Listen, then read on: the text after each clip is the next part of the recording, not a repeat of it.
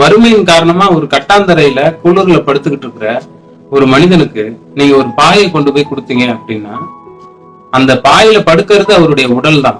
ஆனா அந்த உடல் அந்த பாயில படுத்ததால சுகம் ஏற்பட போறது என்னவோ அவருடைய மனதுக்கு தாங்க.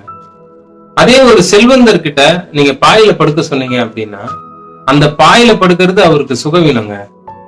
அந்த சுகவீனத்தை அனுபவிக்கிறதும் அவருடைய மனம் தாங்க. இப்ப இவர்கிட்ட ஒரு பஞ்சு மெத்தையை நம்ம கொடுத்தோம் அப்படின்னா நிச்சயமா அவர் உடல் அந்த பஞ்சு மெத்தையில படுக்கும்போது அவர் மனம் தாங்க சுகமடையுது. உடலை பொறுத்தவரையில கட்டாந்தரையா இருந்தாலும் பஞ்சு மெத்தையா இருந்தாலும் கண்டிப்பா தூக்கம் வருங்க. ஆனா இந்த ரெண்டு பேருக்கும் சரியா தூக்கம் வராததுக்கு காரணம் அவங்களுடைய மனம் தாங்க. இன்னைக்கு இறைவன் நான் தூங்குறதுக்காக விதித்த இடம் இதுதான் அப்படிங்கிற அந்த திருப்தியோட உங்க மனம் அமைதி அடையுதுன்னு வச்சுக்கோங்களேன். அது கட்டாந்தரையா இருந்தாலும் பஞ்சு மெத்தையா இருந்தாலும் உங்க மனநிலை ஒன்னாதாங்க இருக்கும். உங்க தூக்கமும் அதே அளவு தாங்க இருக்கும்.